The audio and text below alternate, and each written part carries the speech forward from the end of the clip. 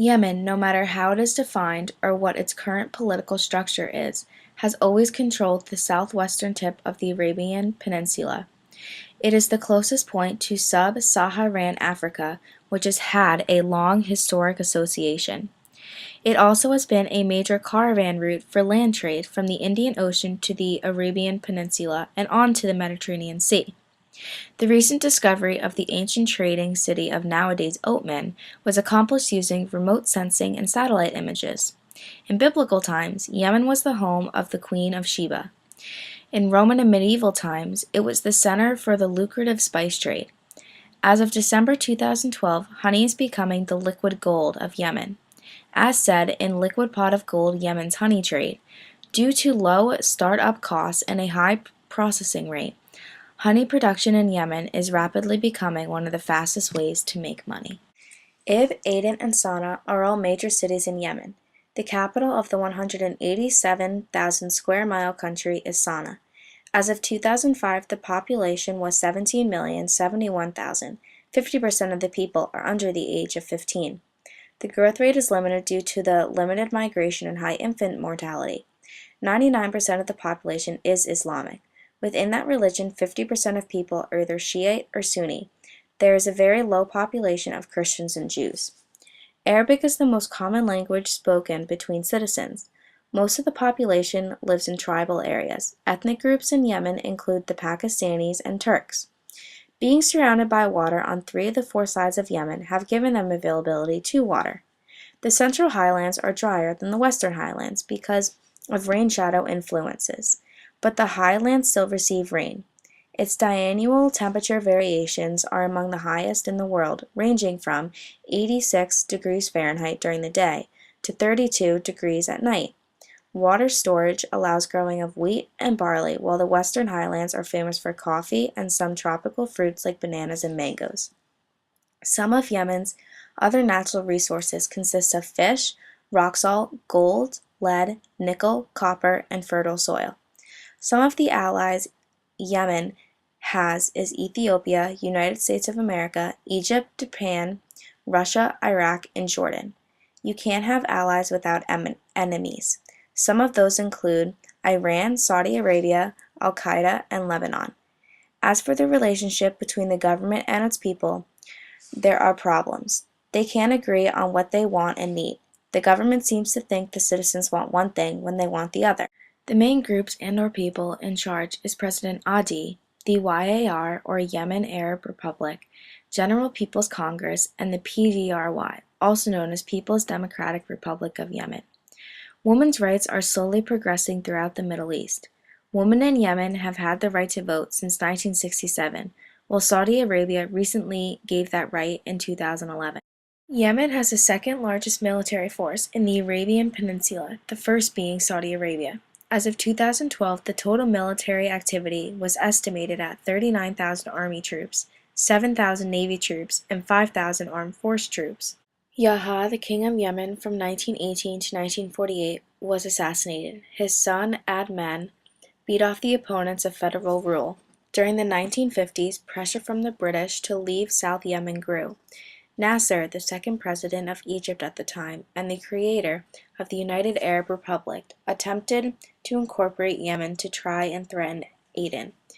To counter this action, the British attempted to unite the various states under its protection, and on February 11, 1958, 6 of the West Aden Protectorate states formed the Federation of Arab Emirates. 3 years later, Ayman Adnan dies. Army officials seize power and set up the Yemen Arab Republic, or YAR, which sparks a civil war between the royalists, who were supported by Saudi Arabia, and the Republicans, whom were backed up by Egypt. In the same year, South Yemen has British troops intervene in the leading up to independence in South Yemen. 1967 brought the formation of southern Yemen, which comprised Aden and former Protectorate of South Arabia. This is later officially known as the People's Democratic Republic of Yemen, or PDRY. Nationalization, which is to be put under state control or ownership, began. Fast forward to the beginning of the 70s, when thousands flee from Yemen to the north when armed groups of people formed in hope to overthrow the government, which caused a ceasefire to begin by the Arab League. The Arab League boycott of Israel tried to isolate Israel economically to prevent Arab states and discourage non-Arabs from providing support to Israel and adding to Israel's economic and military strength. Historically, the boycott was also designed to deter Jewish immigration to the region. YAR makes progress in 1978 by naming Ali Abdallah Saleh president. Saleh was promoted to colonel in 1979, but problems arose when fresh fights started between the YAR and PDRY. The fights renewed efforts on uniting the two states. Saleh was later elected the Secretary General of the PDRY on August 30, 1982, and then was later re-elected for president of the YAR in 1983. Going back 1 year, the 1982 North Yemen earthquake hit near the city of Damar, North Yemen, nowadays part of Yemen, on December 13, 1982. More deaths occurred just 4 years later, but in South Yemen this time. Thousands died in the political rivalry. During this time, President Ali Nasser Muhammad of South Yemen flees the country and is later sentenced to death for treason. A new government is then formed. North and South Yemen combine, unifying the Republic of Yemen with Saleh as president. Saleh, who was in power from 1990 to 2012, has been one of the few presidents to outlast several of the U.S. presidents, one of them being George Bush. U.S. led action against Iraq into the Gulf War, but Yemen tries to act against our efforts. In April of 1993, coalition government is formed, making up rules for both North and South former parties. A couple months later, in August, Vice President at the time, Ali Sami Abaid, withdraws to Aden to make known that Southerners are being attacked by Northerners. By 1994, the North and South had still failed to integrate, so former frontiers gathered because the leaders of both the North and South were deteriorating.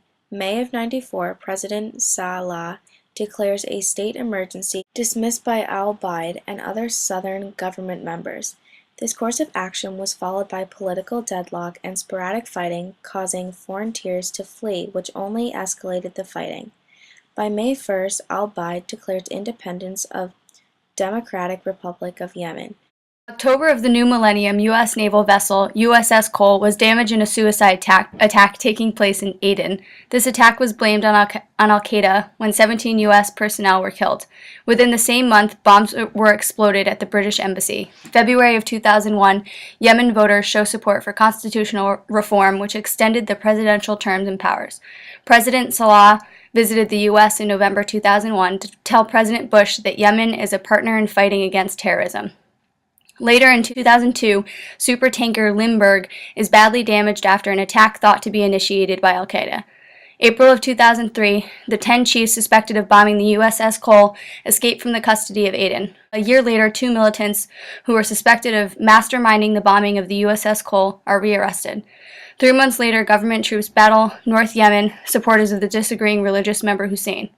August 2004, 15 men are sentenced for terror charges, one of the terrorist acts being the bombing of Limburg tanker. Government forces kill Hussein, leader of the revolt in the north, in September 2004. The fighting of the government and the supports of Hussein continue when, in March of 2005, 200 people are killed in an effort to rise again. President Saleh tells Yemen in May of 2005 that the leader of the rebellion in the north agreed to renounce the campaign in return for forgiveness. A couple of months before President Saleh is re-elected for another term, about 600 Hussein followers are captured. The President Saleh wins another term in elections in 2006. Later that year in September, there was an attack on the U.S. Embassy in the Yemen's capital, Sana'a. In February of 2009, government announces release of 176 al-Qaeda suspects on condition of good behavior. In 2010, during October, there are parcel bombs that were thought to have been made by al-Qaeda and dispatched in Yemen, found on U.S.-bound cargo planes. 2011, March pro-reform demonstrations continue. Police snipers opened fire on pro-democracy camp in Sana'a, killing more than 50 people. In 2011, June, President Saleh has been injured in a rocket attack and is flown to Saudi Arabia. British and French forces prepare to evacuate foreigners in the event of a civil war. Unity government, including a prime minister from the opposition, is formed. In 2012, President Salah leaves country. Parliament grants him full immunity in the face of objections from thousands of street protesters in January. Abdurrahman Mansour Hadi inaugurated as president after contested elections. International donors pledged more than $4 billion in aid to Yemen to help improve infrastructure and security. Aid agencies warn that Yemen is on the brink of food crisis, and the government is thought to have asked for some $10 billion. An al-Qaeda leader, Fahd al-Qusay, in Yemen, who was wanted over the 2000 bombing of the U.S. warship USS Cole, is killed in an unmanned drone attack. Between February and May, the army recaptures 3 al-Qaeda strongholds in the south, Shukra, Zinjibar, and Jar. A Saudi diplomat and his bodyguard are shot dead in Sana'a. Security officials say the assailants, who opened fire on the diplomat's convoy, were dressed in police uniforms. In March 2013, Yemen begins a national conference that started the drafting of a new constitution. In the development of its economy, Yemen has always lagged behind its Arab neighbors. Yemen is a low-income country that is highly dependent on declining oil resources for revenue. Petroleum accounts of roughly 25% of GDP and 70% of government revenue. Yemen has tried to counter the effects of its declining oil resources by diversifying its economy through an economic reform project illustrated in 2006 that is designed to bolster non-oil sectors of the economy and foreign investments. In October 2009, Yemen explored its first liquefied natural gas as part of the diversification effort. In January 2010, the international community illustrated the Friends of Yemen group that aimed to support Yemen's efforts towards economic and political. From 2001 until 2012, Yemen GDP annual growth rate averaged 3.3%, reaching an all-time high of 7.7% in December of 2010, and a record of low, negative 10.5% in December of 2011. Unemployment rate in Yemen increases to 29% in 2011, from 14.60% in 2010. The Central Statistic Office records unemployment rate in Yemen. From 1999 until 2011, Yemen unemployment rates 16.7% reaches at an all-time high of 29% in December 2011, and a record of low of 13.7% in December of 1999. The government provides free, compulsory, and universal education for 6 years at the elementary level. In all, school systems provide a 6-year primary course, a 3-year intermediate course, and a 3-year secondary course. An average of 72% of children attend primary school, and an average of 35% of children attend secondary school. The population growth rate is at a 2.5%, which makes it difficult for the country to provide education to all the children. The adult literacy rate is the percentage of people ages 15 and above who can, with understanding, read and write a short, simple statement of their everyday life. The average life expectancy is 64.47. For males, it is 62.39, and as for females, it is 66.65. Infant mortality is at a total of 51.93. Though split up into females and males, it is 47.31 for a female and 56.33 for a male. The way they dress is also based on the Islamic law. Women cover themselves from head to toe in black and cover their face with veils. Men wear qobes and turbans. The clothing can be very decorated with jewelry and intricate embroideries.